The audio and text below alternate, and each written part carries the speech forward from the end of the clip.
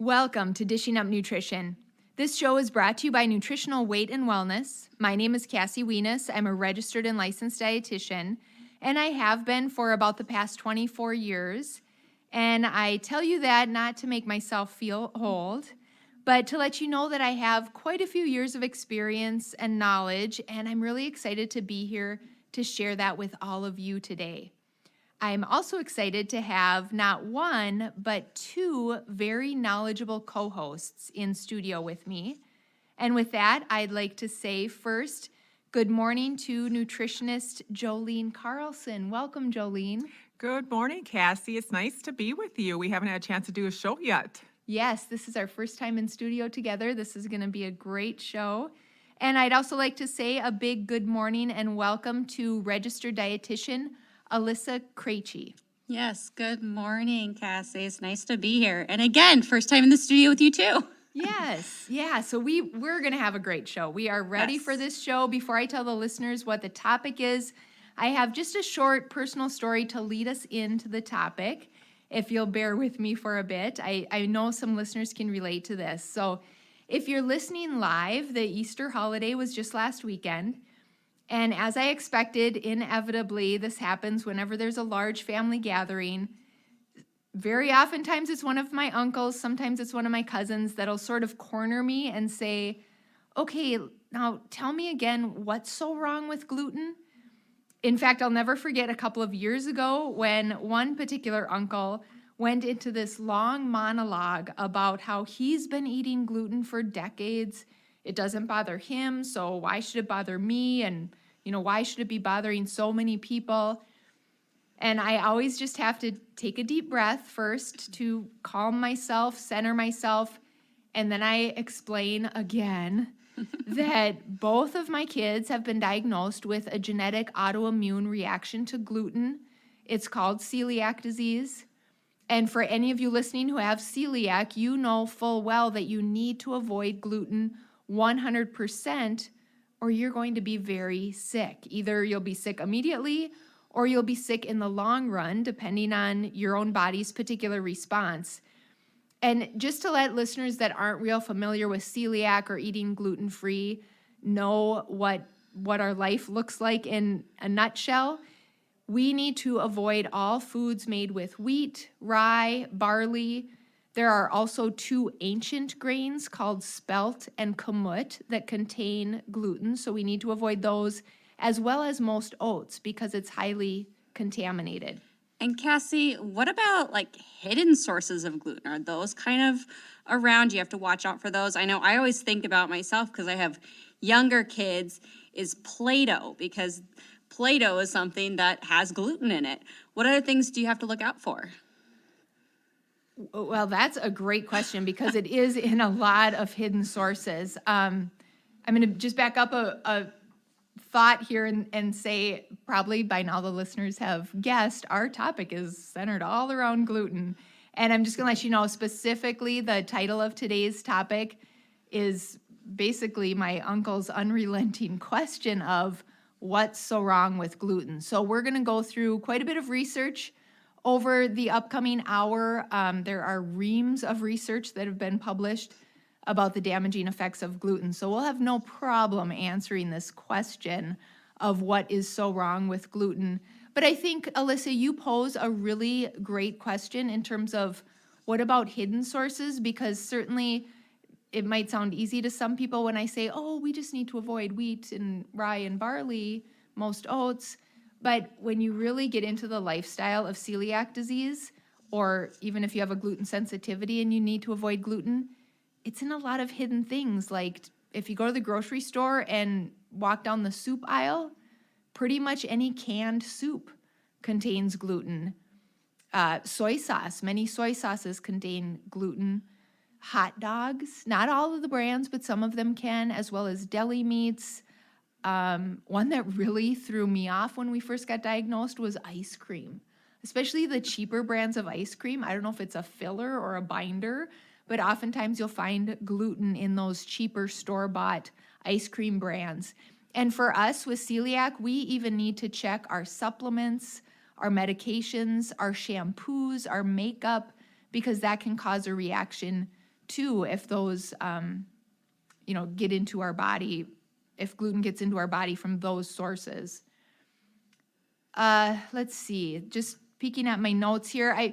I'll also tell the audience only about 1% of the world's population has the genetic disorder called celiac. So that's not a lot of people when you look at the world's population, right?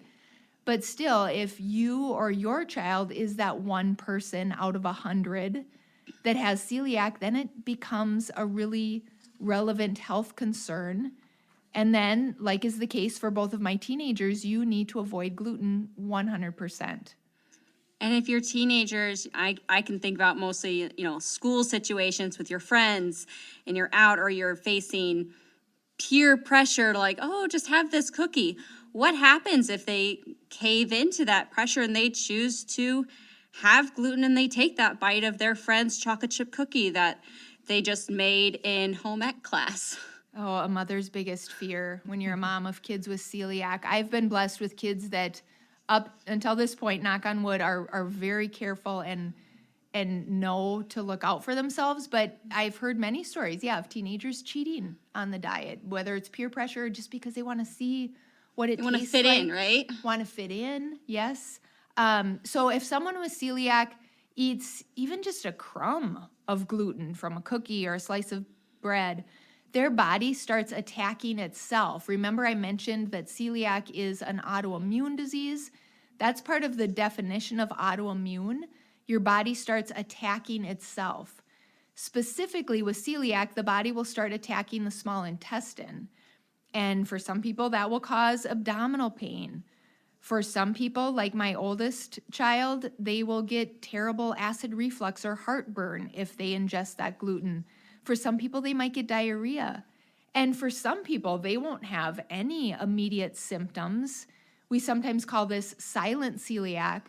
But over time, a lot of health problems will crop up because over time, if your body is constantly attacking the lining of the small intestine, you can imagine you're going to stop efficiently absorbing all of the vitamins and minerals and other nutrients that food provides. And then this can create a variety of health problems in the long run. And while I'm thinking of it, I just want to interject that I think it's beneficial to get a diagnosis of celiac disease from your child's doctor or from some health professional if you suspect that they have it. With adults, very often when I was in clinic, I would just recommend that the adults do a gluten-free trial. Specifically, I would say give it up for 6 weeks, and by the end of that 6 weeks, your body will tell you if that's your problem or not. But with kids, that can be a really hard request. And, Alyssa, you brought up school lunch table, for example. Oh, yes. So if you have the right documentation from your child's doctor saying that they have celiac, then the school has to work with you. You get more support from teachers, the school nurses, everyone else to make sure your child's safe when they're outside the home. Yep, because they legally have to, abide by that diagnosis because it's considered a disability. So there is a big benefit of having that documentation. I will say 12 years ago when I was trying to figure out my then toddler's terrible acid reflux, I got so much pushback from doctors who didn't want to test him, in part because he was taller than average for his age. And they said, he can't have celiac. Look at how he's growing. Well, we know, don't we, that stunted growth is not It doesn't the happen for only everyone. indicator. Yes. No. So I ended up going through Dr. Kenneth Fine at Intero Lab, which at the time anyway was considered a little more alternative by some, but still I got that doctor's signature. Hopefully parents won't have to go to those lengths anymore. I do think doctors today are more aware of the many ways celiac can present itself, and so they're more willing to run the proper They're looking tests. for it more, checking for it. Yeah, Yes. yep. And now, Jolene, I want to turn it over to you for a little bit because I know you have a personal story that fits into today's topic. Well, thanks for that, Cassie. I always appreciate your expertise. I can't imagine navigating a world that's 100% gluten-free because a world doesn't exist to make that easy for us.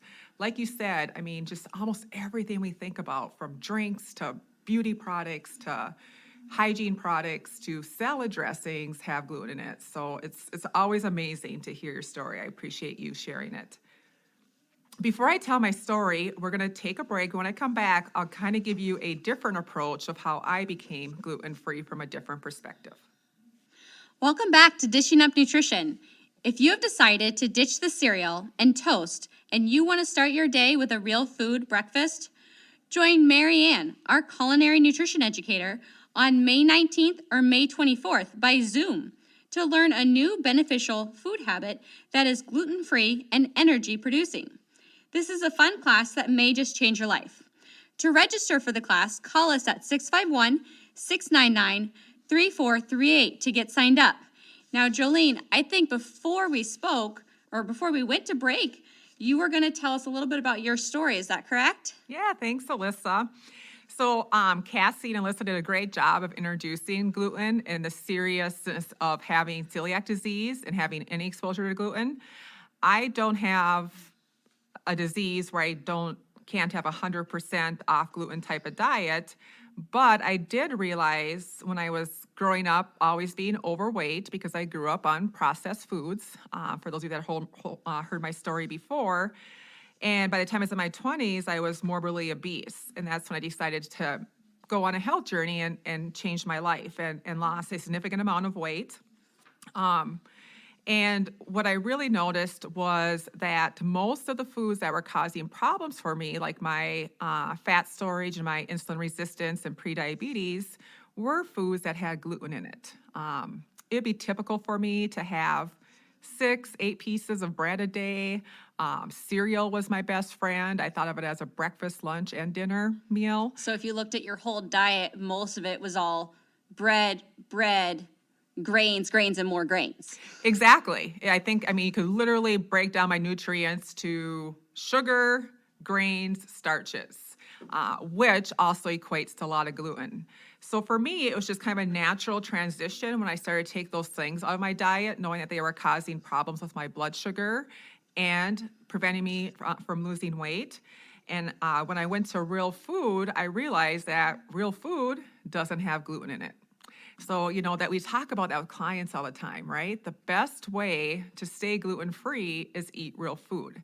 So you can almost do two things at once. Make that transition towards real food, which we all talk about and know is the best option. And when we say real food, we're talking about the fruits, the vegetables, the meats. Exactly. Anything the healthy you could fat. grow in your garden, pick from a tree, or grandma and grandpa could raise on their farm. That's what I always tell my kids. Exactly. And unfortunately for my kids would say, unfortunately, we don't have a tree that can grow bread. It's not real. Right. And that's such a great way to look at it. And it makes it easier. So even if you are like me and have to, watch your gluten or your carbohydrates, or if you're Cassie and your kids and have to be 100% gluten-free, that's a great place to start, right? It's just really focus on that real food. Simplify the food options and just go back to the basics. Exactly. So yeah, my journey kind of took me there. And then just over time, it's been 20 years since I kind of started that journey of eating real food. And now my body doesn't even want to have gluten products or starches because I just don't feel good. It's not happy if you give that to them. Yeah. I always say, your body will tell you when you're eating well. It responds well to good food and you feel better with good food.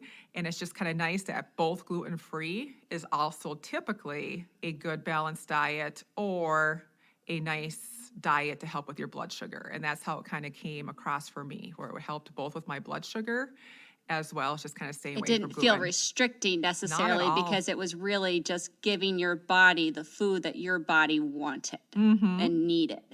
And then just like with sugar, and we've talked many times on podcasts about sugar being addicting, right? And as I said before, I can completely relate to that. Both gluten and dairy can also trigger that opioid response we've talked about before in the brains that causes addiction. Not for all people, but for some people. The opioid created by the digestion of milk protein is called casomorphin, and the gluten opioid is called gluteomorphin. Alyssa, can you tell us a little bit more about that? So if you think about it, everyone loves pizza night, even at my house. We love pizza night, right? But who can stop at just one slice of pizza? Not me. Since pizza, if it's not a gluten-free, if we're not making a gluten-free pizza, the pizza crust typically will have that gluten in the crust. And then we put the cheese on the top. So we're getting the gluten and we're getting the dairy all in one. And that can really create that opioid response, as you were saying, Jolene, which makes it difficult to stop with just one slice of pizza. It can be really addicting for some. And before you know it, you've eaten half or the whole pizza. And like you said, Alyssa, everybody loves their pizza nights. But is it possible that everybody loves their pizza nights or needs to have them because it is addicting? So maybe just looking at it from that say perspective. no to it. Right. So delicious. And we know that gluten and dairy for some people are the most common causes of food sensitivities. Some people can tolerate some dairy. Gluten might not be as sensitive for others as it is for some people. But if you feel like you have food sensitivities, one of the first things that we do with clients is to try to eliminate them from their diet. At first, it might feel a little hard just because we have habits that we've created around these foods. And sometimes it can cause a little discomfort. And that's really the withdrawal, which kind of tells you that it's an addiction. At first, for some people, when you go off of gluten or dairy or some sort of addictive food, sugar too, anxiety or depression might increase temporarily. They're feeling restricted or as like their favorite foods are being taken away. Yep.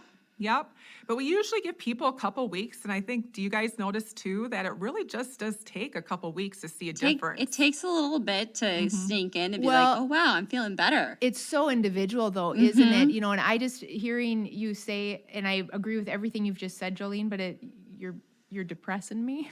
I'm But sorry, it's good. Cassie. No, it's good to let people know what they're in for. But I will say, I've had clients that have had this experience, not all of them, and then for us too, overnight, my son's heartburn went away. And this was, you just don't even know. We sat up in the chair for how many nights just to try to keep that reflux down. It was so horrible how bad his acid reflux was. It was probably just so nice to be like, oh, we have an answer. Yes. And one night of being off of gluten. One night it was hugely better. It took a few nights to get him 100%, and we had to get him off dairy too. So there's a little bit more to the journey, but it it transition. Was a huge difference. And then I will say for me, and I was so scared to give up gluten because I loved bread and I loved pasta.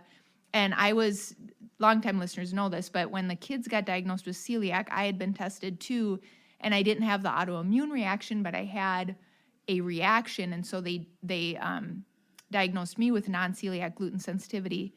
So I have been 100% gluten-free along with the kids for the past 12 years. My cravings went away overnight. So when I realized I didn't have cravings anymore, I'm like, well, then this is easy. It makes that choice a lot easier to go into. Yeah. So for some people with that non-celiac gluten-related sensitivity, it can lead them to experience a variety of symptoms, whether it be digestive problems or extraintestinal symptoms such as the fatigue, the headache, the anxiety. There was one recent study that I read that was from Columbia University in New York, and they had 80 individuals, all with non-celiac gluten sensitivity, and all of them reported experiencing these types of symptoms, whether it be the bloating, abdominal pain, diarrhea, nausea, the heartburn, or having things like the headaches, the fatigue, brain fog, even numbness in the extremities. Most importantly with this research, though, what was really interesting is they found that the people with the non-celiac gluten sensitivity, like those with celiac disease, they produced a high level of anti-gluten antibodies. They differed from the patients with celiac in the kinds of the antibodies produced and the inflammatory responses. However, the good news for the study subjects is that after 6 months of completely eliminating wheat and other gluten grains from their diet, they all reported that the symptoms either greatly improved or were completely gone. The funny thing is, the moment they brought them back, guess what happened? The symptoms came back. So it was kind of one of those light bulb moments where for those individuals with non-celiac gluten-related sensitivity, that elimination of gluten was the only treatment for their condition. I like Isn't that amazing? Yeah, and I like that you said the 6 months thing. I know 6 months might feel daunting, Yes. but I a lot of time talk to clients about, look at where we're at. Are you 40 years old, 30 years old, 20 years old, and you're having these problems? And so if you spent however long up to this point in your life dealing with this, 6 months doesn't feel like much of an ask. No. You know, and like you said, Cassie, you can even start to feel better in a day or 2 days or 2 weeks or 4 weeks, depending on the person. Yes. And that is amazing. Yes. Yeah, and I always say mark it on your calendar. You know, if you have that end date, you can do this. There's a light at the end of the tunnel, and then let your body tell you, you know, what your answer is. And we are going to go to another quick commercial break, and then come back and talk about some more research to back Yes. up what is so wrong with gluten. So you are listening to Dishing Up Nutrition, but before we head to commercial, I want to remind you of an online class that you might be interested in if you want even more information about the gluten-free lifestyle once this program ends today. As longtime listeners know, I've been gluten-free. My kids have been gluten-free for the past 12 years. So by trial and error, I have learned what works and what doesn't work. And a couple of years ago, we put together a pre-recorded online class to teach some of those tricks and tips that I've learned over more than a decade of living this lifestyle. So if you're interested, I invite you to join me in this class. It's only $25, so it's a steal of a deal. And what I love about these pre-recorded online classes is that you can watch them at your own convenience when it works for you, from the comfort of your home if you'd like. So if you're interested in learning more, or if you want to sign up, you can call the office at 651-699-3438. The class is called Going Gluten-Free the Healthy Way. You can also sign up online at weightandwellness.com, and we'll be right back. Welcome back to Dishing Up Nutrition. When I cut out the gluten, I had no idea that I would also experience fewer cravings. For me, because I was working on insulin resistance and weight loss, it was my goal to cut out all the sugar and processed carbs, like pasta, bread, cereal, pizza. But what I realized is I was also cutting out most of the gluten in my diet. And not only did I lose weight, but more importantly, I had more energy, experienced fewer aches, pains, and just overall not feeling good. And it all took was changing one nutritional habit to feel better. We invite you to just try it. Try no gluten and or no dairy for 3 weeks and let us know how you feel. Right, and it's not the answer for everybody, but a lot of people have a gluten sensitivity, and I think for a lot of people, they don't even know. And that's how where a good they nutrition could consult feel. can help. We're Yes. meeting with us individually and we can go over if there's symptoms and what's going on, and if they have other things that would maybe point that, well, we're not going to do an elimination right at this time because that's not the best option for you. So kind of going at it with that support system from a dietitian, nutritionist is a That great can option. really help. Yeah. Yeah, I like that you said that, Cassie, because I think that's always our goal is we just want people to know what it's like to feel good. Right. It's almost like you don't know what you're missing until you You try don't know it. what you don't know. Exactly. And Yeah. that's what we're here for. And we want you to feel good, feel Feel healthy, your best. and Yeah. have that quality of life that you want. Right. And great energy. And I mean, just, yeah, imagine the things you could get done if you felt your very best and had great energy.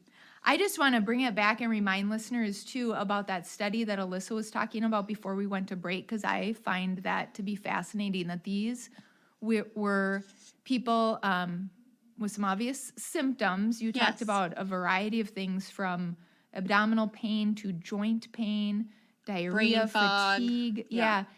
They didn't have celiac, but yet they had damage to their intestine, and they had the markers when they tested their blood to show that they had a lot of inflammation throughout their body, and then they gave up the gluten, and all that inflammation and that damage resolved itself. And I just find that amazing. The body because, healed. Yeah, no over-the-counter medication, no prescription medication. It was just getting the gluten out of their diets, and they Yes. healed, and the symptoms went away. And that just takes me back, 12 years ago when my kids were diagnosed.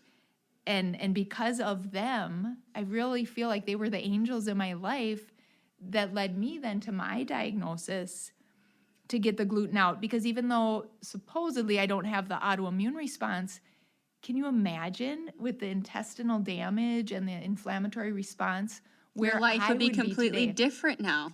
I would be a very sick person. Yeah. And yeah, no, I who knows, joint pain, maybe all over pain. We know that gluten can eventually affect the brain too. So I could be depression, could be anxiety. Who knows what I would look like. So I'm just really thankful that I found out I have a non-celiac gluten sensitivity. I'm thankful my Yeah. kids, found out they had celiac and we could get it out early before Definitely. long-lasting And damage. for some people with like the aches, the pains, the memory problems, it can be beneficial to just find some good reading material too. I know Dar recently recommended a great read to me recently. It was by Dr. Elroy Bonchatti, and he's also known as Dr. V, and he's a pioneer in the field of functional medicine.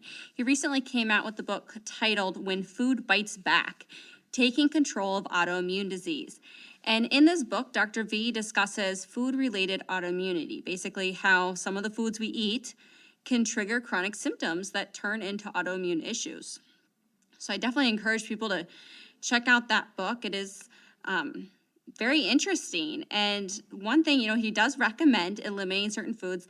The first one, do you think it was gluten? You would think, because You would that's our think. topic. Sounds like it. Surprisingly, it was not gluten. The first thing he recommended eliminating from the diet was foods like bacon with nitrates, hot dogs, lunch meats, and meats fried at high temperatures. The second food group, though, that was on his list for elimination was, Gluten. guessed it, gluten. Do you think, Alyssa, that does make sense because those foods are highly processed. So, he's probably coming from the perspective, like you talked about, Clean up Cassie. the diet Yeah, that a little inflammation, bit, those yeah. toxins. And of course, Exactly. you want to get that processed stuff out as well as Kind of the like gluten. take it tier steps, baby steps. How can we improve this diet? But the gluten was Exactly. the second thing that he looked at. And, as dietitians and nutritionists, we work with clients in clinic every single day when we're seeing people struggling with digestive issues, neurological, autoimmune diseases. And one of the first number one things we look at when considering trialing different eliminations for food sensitivities is gluten. And in our clinical experience, after removing gluten, oftentimes we do find patients are put into remission and they feel better. Now, in that, trial elimination, when we say 6 weeks, we often do retrial it back so then clients can figure out, okay, listen to their body.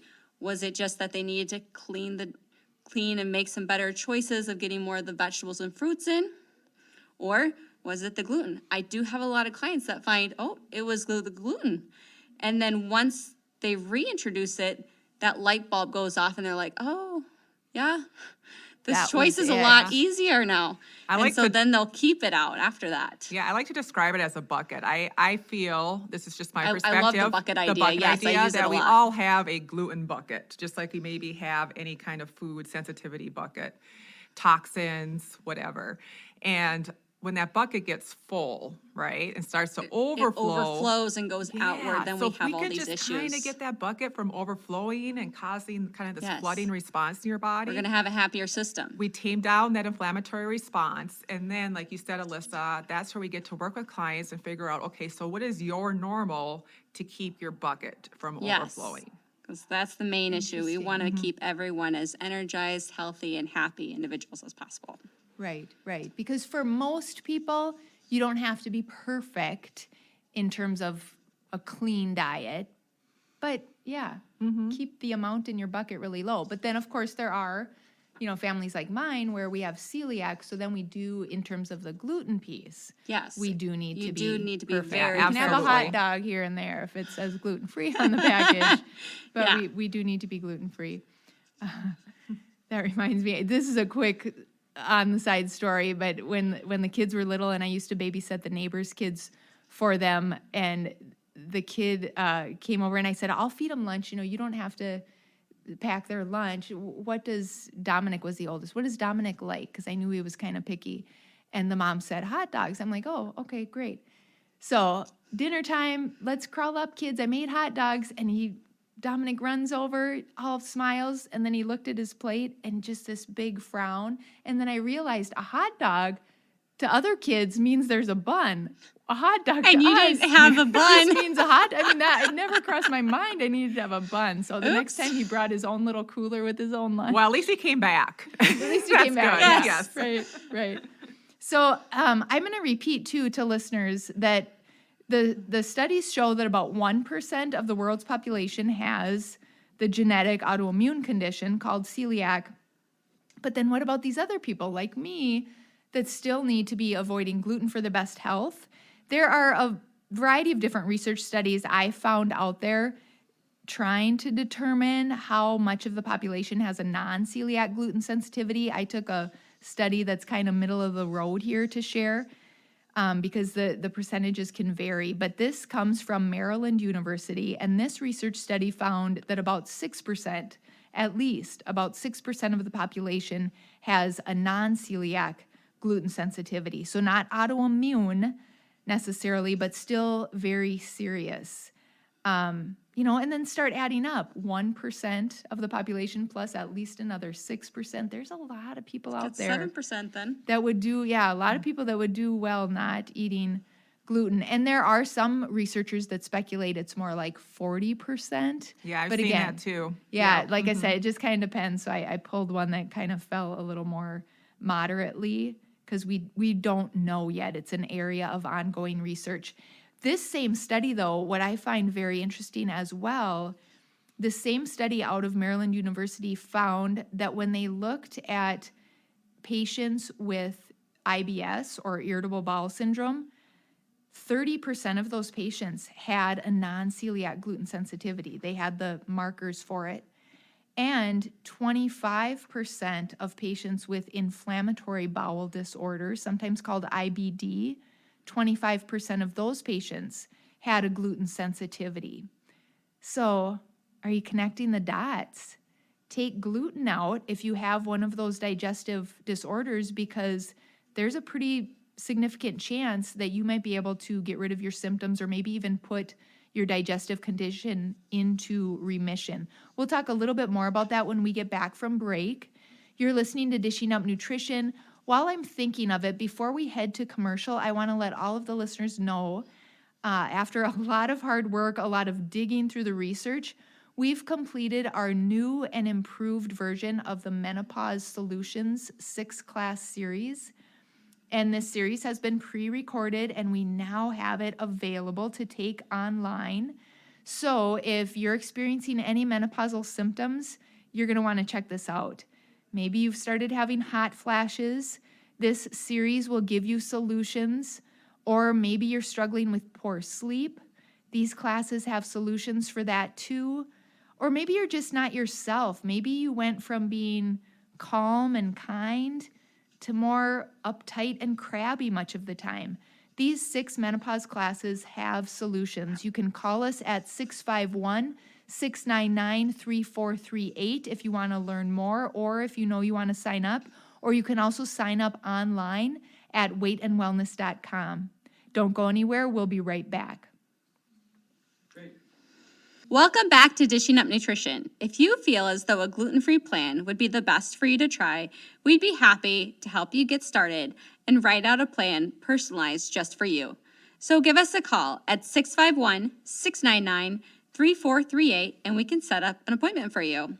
Again, our number is 651-699-3438. It can be really beneficial to get that, that starting place, like a place, like, how do I do this? Is what it can be people, I think, daunting to think about. And just like how, especially if you have little kids at the house, it's like, if you're dealing with picky eating, how do we sort through the different emotions? And what people really need help with is, like we said before, it's hard to navigate the grocery store if you're trying to I stay have so many people gluten-free. that say, I know what to do. It's just, how do I make it happen? And that's our job. exactly We help how we with help the how to people. make it happen. Yeah. And so just give them ideas of where they can shop and what to look for and how to find things, because I say the grocery store is a battlefield. Sometimes I it love that feels you brought that up, Jolene, because it reminds me that my first trip to the grocery store, and I was a dietitian working here counseling people with food allergies, but then we got that diagnosis of celiac, and that is a whole new world. And I cried. It took me hours to get through the grocery store trying to figure out what I could use in my recipes. So yeah, we can help. And we were talking about that research study, right? From Yes. Is that out of Maryland? No, my notes Yes, are I believe you're scattered. talking about the one from Maryland. Yeah, so the people with irritable bowel syndrome, inflammatory bowel disorder, a lot of them had a gluten sensitivity. So at Nutritional Weight and Wellness, we really believe that for many people, the treatment of choice for any type of intestinal disorder or intestinal distress is first start with the removal of gluten, and let's see if that doesn't clear it up. And if you fall into that, at least 6% of the population who have that non-celiac gluten sensitivity, and we know many studies say even more than that, but at least 6% has this non-celiac gluten sensitivity.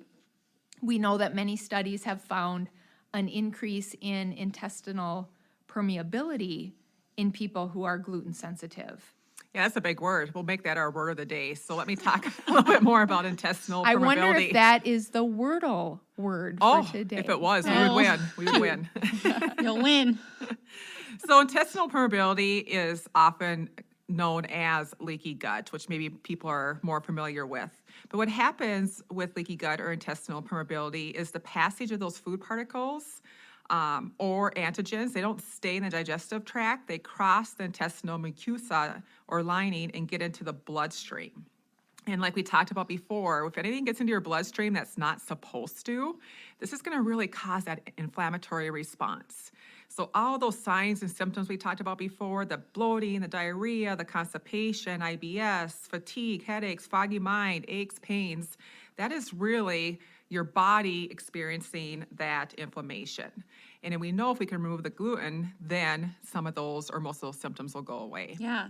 And sometimes it's not just the like the inside, the GI symptoms, but we do see a range of dermatological features also that's associated with celiac and gluten-related disorders. A few of them include that dermatitis herpetiformis, the eczema, psoriasis. Sometimes it can be difficult to connect that a skin rash you are experiencing is connected to the bread or the pasta that you're eating, but there can be a connection. I can actually think of a client of mine that I had in clinic several months back who had non-celiac gluten sensitivity. We didn't know it initially, but she did end up trialing eliminating gluten for about 6 weeks at first. And she noticed her symptoms cleared up. She reported back, she's like, I feel great. And then she wanted to trial that gluten back in because she had really also added more vegetables, the fruits, getting more of the protein in. So she chose to try gluten again. Lo and behold, symptoms came back and she was like, well, you know what? This is my answer. So yeah, not worth it. No, yeah, not she was worth like, it. it's not she worth already- dealing. She wanted to feel confident in her skin, and so taking that gluten out was what was gonna help her. Yeah, and sometimes it is a very obvious outward sign like that skin rash, but sometimes it's more of a silent inward problem. And I have some research here to share on that note. This study I found showed that 25% of patients who had a non-celiac gluten sensitivity had osteoporosis. Yeah, So and there's so many clients I see with severe bone osteoporosis. thinning. Yeah, It's so common. Yeah. And even more serious, we could say when they looked at either undiagnosed or newly diagnosed celiac patients, 40% of those patients had either osteoporosis or osteopenia, which isn't good either. Osteopenia is that step before osteoporosis. So both of these studies were looking at subjects that had not yet gotten the gluten out. So obviously gluten was interfering with the absorption of calcium and magnesium and other critical nutrients. and long term it affected their bones, so they didn't feel any outward things, but it was doing damage on the inside long term. I wonder how likely it is then to have the celiac or the non-celiac gluten sensitivity remain undiagnosed. Well, that's a great question. And unfortunately, a lot of people are walking around undiagnosed. And this study comes out of the Mayo Clinic in Rochester. they found that between 80 and 83% of people who have celiac disease are not yet diagnosed. That's a lot. And Wow. Dr. Joseph Murray, who I just love, he is from the Mayo Clinic. He was one of the authors of this research that shows the 80 to 83%. He focuses his research on both celiac and esophageal disorders at Mayo. This is what he said, and I'm quoting directly. If we detect one person for every 5 or 6 who have it, which is what we're doing now, we aren't doing a very good job detecting celiac disease. And that's the end of his quote. And this is in large part why Dr. Murray says intestinal biopsies should not be the gold standard for diagnosing celiac, because we're just missing too many people. And when we miss the diagnosis, it's so detrimental to Then that they person's just think, health. oh, gluten's not my issue, and they move on. And they And they the don't health, second guess it. I mean, then it's just one problem after another that starts to happen. Yeah, again, to think back to our problem, my oldest had that terrible acid reflux. By the age of 4, the doctor wanted to put him on he was already on an adult dose of prescription Prevacid, and the symptoms were just getting worse and worse, and the gastroenterologist wanted to double that adult dose. For whatever reason, he just didn't think acid reflux was a symptom of celiac, and boy, was he wrong. So, if any mothers or fathers for that matter are listening and you think that you have a child that might have celiac or a gluten sensitivity, from personal experience, I just encourage you to go with your gut and don't give up until you get to the root cause of that problem. Because like I said to that doctor, Prevacid is, he's not deficient in Prevacid. This isn't our answer. We got to get to the root cause. You're a great advocate for your kids. And it's so important, that we do find better measures. And that's one great thing about science and technology is hopefully we'll get better at that. And especially as we see this increases more and more in the population, there'll be a demand for that as well.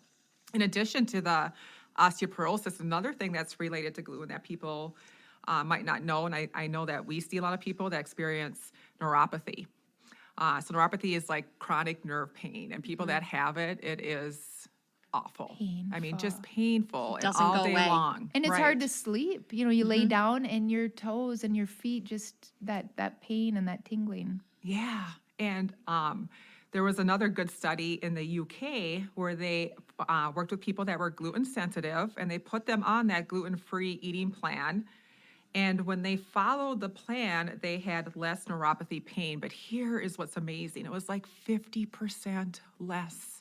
That's I mean, huge. how many people out there in pain would give anything to reduce their pain in half? By 50%, yeah. Yeah. That'd be great. I mean, and that was just during the time of the research. So when you think about that, and if it's as easy, and we're saying it's not easy, but if you can give up gluten for, that 3-4 week trial period and see if your pain reduces, it's so worth it. It's so worth it, exactly. Isn't it amazing how many parts of our body gluten potentially can negatively affect? I talked about osteoporosis a few minutes ago. Now, Jolene just shared with us the research on neuropathy, and I have some interesting research that I have kept. I read it back in 2020 when it was published, and I've kept it because I just find this connection fascinating. So I want to share it with the listeners. This study showed that there is a strong connection between celiac disease and several other autoimmune diseases. And I'm not going to go into all of those, but I'll tell you a couple of the top ones. This research study looked at 122 patients with celiac, and they found, first of all, that 72 of the 122 had other autoimmune diseases. 39 patients had Hashimoto's thyroiditis, and that's a autoimmune form of hypothyroid. So that's a big number. 16 of them, which is also a big chunk, had asthma. So I just want to share that because if you know you have Hashimoto's thyroiditis, or you or your child have asthma, it might be that gluten is the source of the problem there. Something to think about. Also, if you want more reading, as we wrap up today's show, I just want to share 2 of my favorite books. Gluten Freedom by Dr. Alessio Fasano is a great read, and also The Autoimmune Solution by Amy Myers. And as our show comes to a close, I just want to remind our listeners that our goal at Nutritional Weight and Wellness is to help each and every person experience better health through eating real food. Yes, it's a simple message, but it's a powerful message. Eating real food is life-changing. Thank you for joining us, and have a wonderful day.